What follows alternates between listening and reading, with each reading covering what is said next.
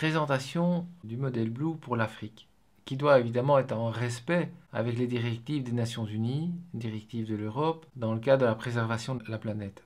Et en fait ici, le modèle Blue va vraiment donner une garantie systémique pour garantir vraiment que les ventes et le développement soient un objectif de préservation de la planète. Parce que c'est bien de le dire, mais comment est-ce qu'on peut s'assurer que on est bien dans le cadre du projet. Dans ce cadre-là, une présentation a été faite aux Nations Unies le 24 et 25 juillet 2017 et a été faite aussi devant la présidence du Parlement européen, plus précisément à un responsable économique. La question est vraiment de se dire comment réconcilier une économie de marché axée sur la croissance et la rentabilité et un développement axé sur le règlement des besoins primaires des populations, la préservation des ressources, la préservation des valeurs, la sauvegarde de la planète et des hommes.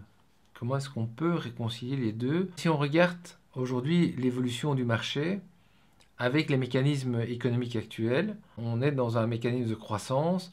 L'argent est utilisé pour développer des bâtiments, pour développer une activité, pour améliorer son bien-être, pour s'enrichir. Et on voit qu'in fine, cet argent, on ne se préoccupe pas beaucoup de la planète, on crée des déchets. Et c'est maintenant où est-ce qu'on se rend compte des conséquences de notre système. On ne s'en est pas rendu compte avant. On est en train vraiment de s'en rendre compte, mais il n'y a pas grand-chose qui bouge. Il y a beaucoup de directives qui se font. Mais est-ce que vraiment il y a des changements? Est-ce qu'on veut vraiment des changements? Je propose une réponse à cela au niveau de l'Afrique en se disant, mais tiens, on a des valeurs, on a des personnes qui ont première valeur actuellement, c'est l'argent. Et si on mettait du cœur dans l'argent, c'est-à-dire que si on mettait cette valeur pour motiver des achats à un objectif purement social et pour la planète. Ce cœur descend dans l'argent et crée ici, on va voir une nouvelle pièce qui a une nouvelle couleur. C'est intégrer des valeurs dans les flux financiers et créer quelque part une économie que quand tu achètes, tu donnes. Et toucher évidemment le cœur des personnes qui se disent je préfère acheter des produits et des services à cette société-là parce qu'en toute transparence, je vois l'impact que j'ai dans la société. Et c'est le développement d'une économie de cœur. Et donc, si on développe ça, prenons une ressource naturelle en Afrique, qu'est-ce qu'on va voir? Eh bien, dans le cadre du développement, il y a une partie de l'argent, on est toujours dans un mécanisme de croissance économique, sauf que l'argent est utilisé à autre chose. L'argent est utilisé au bien-être, est utilisé pour la planète, est utilisé à préserver les ressources, est utilisé essentiellement à soutenir un développement durable. Le reste de l'argent, évidemment, est utilisé à ce moment-là pour les financiers qui auront évidemment beaucoup moins de retour sur investissement. On peut dire qu'aujourd'hui, au niveau de l'Afrique, elle a une grande avance sur l'Europe. Du côté CO2, il n'y a pas de consommation de CO2. Pendant que nous sommes en train de passer notre temps à travailler pour diminuer le CO2, nous pouvons amener aussi en Afrique toutes les nouvelles technologies, tous les nouveaux procédés qui peuvent être dans le respect de la planète et qui sont sans CO2.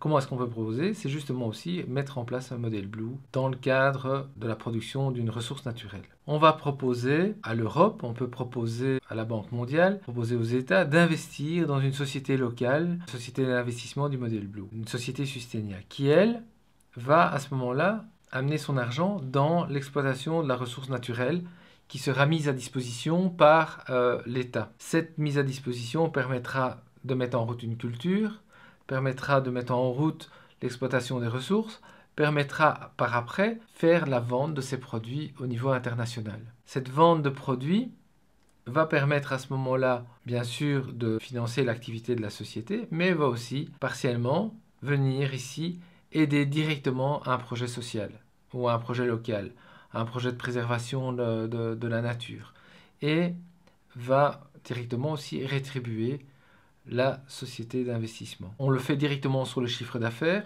et de ce fait, la société de production a uniquement les moyens pour créer cette production. Si un État trouve ce modèle intéressant, eh bien on lui propose de faire un premier projet pilote sur une ressource. Un premier projet a été signé le 20 août 2017 avec le président Zakpa pour la région du Logis-Bois, une région de Côte d'Ivoire, pour un premier projet d'agriculture de 10 000 hectares. Je suis très heureux de vous expliquer. C'est que dans le cadre de ce projet, le président Zakpa est revenu un petit peu sur sa position, voulait au départ abattre 10 000 hectares de forêt. Et alors je lui dis, mais Monsieur le Président, vous vous rendez compte, le modèle Blue, il est transparent, vous voulez vraiment un modèle comme celui-là? Oui, il me dit, quand on achète, on donne, c'est magnifique. Oui, mais alors, je lui dis, on va aussi voir, plus ce projet se développe, qu'on va couper de la forêt. Et là, il se rend compte que c'est peut-être pas un bon plan pour un développement économique et il décide de ne pas couper la forêt et peut-être voir d'autres solutions d'agroforesterie. Donc c'est peut-être la première fois